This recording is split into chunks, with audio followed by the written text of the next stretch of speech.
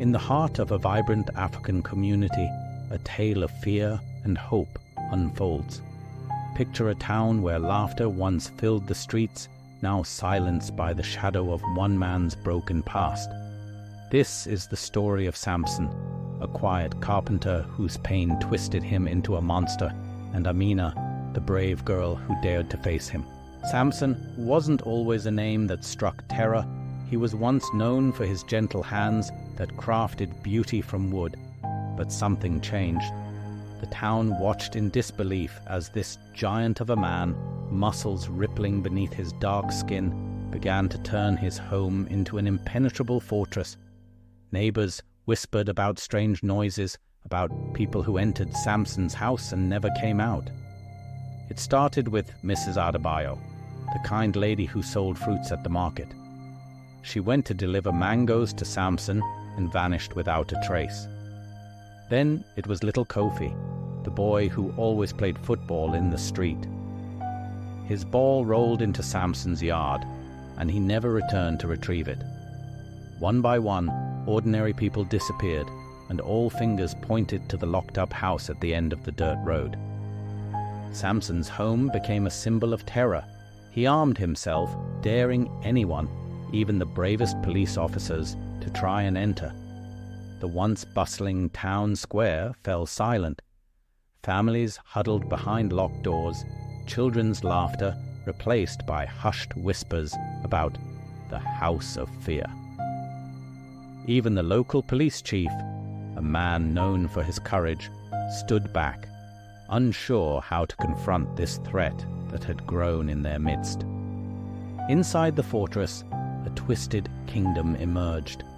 The captives lived in constant fear, but as days turned to weeks, they began to see something unexpected. Samson, for all his intimidating size and strength, seemed to be battling demons of his own. He treated his hostages like characters in a dark play, assigning them roles in whatever tormented fantasy plagued his mind. Just when hope seemed lost, a ray of light pierced the darkness. Amina, a young teacher with eyes that sparkled with determination, returned to her hometown. Where others saw a monster, she saw a man broken by pain. Instead of cowering in fear, Amina chose a different weapon: her words. Every day, Amina would stand outside Samson's fortress. Her voice, clear and unwavering, carried over the high walls. She spoke not with anger, but with truth. "Samson," she would call, "I see the prison you've built, not just for us, but for yourself. Your fear has become your captor." At first, there was only silence, but slowly the town began to notice a change. The battle of minds had begun.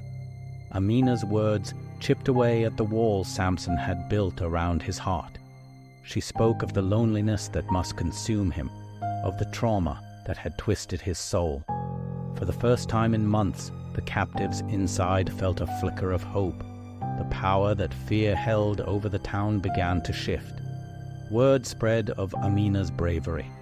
The community, once paralyzed by terror, started to gather in small groups to watch her confront Samson. Children peeked out from behind their parents' legs, eyes wide with wonder at the girl who dared to speak to the monster.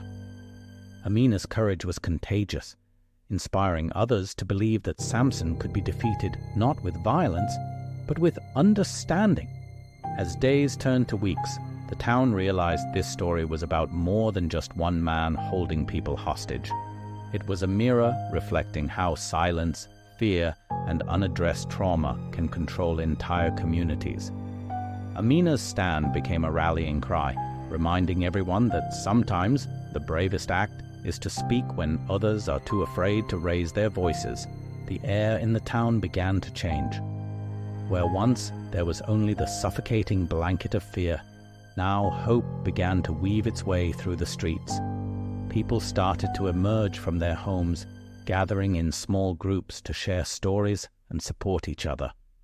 The sound of children's laughter, so long absent, tentatively returned to the air. Samson's fortress, once an impenetrable symbol of terror, began to show cracks. Those watching closely could see curtains moving, catch glimpses of faces peering out. The hostages inside, emboldened by Amina's daily words of encouragement, started to resist in small ways. They sang songs of freedom, their voices carrying over the walls to join Amina's. The police chief, inspired by Amina's bravery, began to formulate a plan, not one of violence or force, but one that would bring the community together to peacefully reclaim their town. He organized meetings, bringing together elders, religious leaders, and anyone willing to help. They discussed ways to reach out to Samson, to offer him a path back to humanity. As the sun rose on what would become a pivotal day, the town held its breath. Amina stood before Samson's house, but this time she wasn't alone. Behind her, a sea of faces, young and old, men and women, all united in their desire for peace. Their presence sent a powerful message. Fear would no longer divide them. Amina's voice, stronger than ever, rang out. "Samson," she called, "look at us. We are not your enemies. We are your neighbors, your friends, your family. The pain that drives you, we feel it too. But together, we can heal. You don't have to be alone anymore." For a long moment, silence reigned. Then, slowly, the sound of locks turning echoed through the street. The door of the fortress creaked open, and Samson emerged. The giant of a man who had terrorized the town for so long stood before them, tears streaming down his face. As Samson fell to his knees, the hostages rushed out, embracing their loved ones in joyful reunion. The town erupted in cheers, not of victory over an enemy, but of relief and hope for a new beginning. Amina approached Samson, kneeling beside him and placing a gentle hand on his shoulder. In that moment, the true power of compassion and understanding shone brighter than any weapon. The house of fear had been transformed into a beacon of hope, all because one brave girl refused to let fear win. The story of Samson and Amina spread far beyond their small African town. It became a testament to the strength of community, the power of words, and the healing that can occur when we choose to see the humanity in even those who have lost their way. As the town began to rebuild and heal, they carried with them a powerful lesson that in the face of fear and darkness, hope and unity can light the way forward.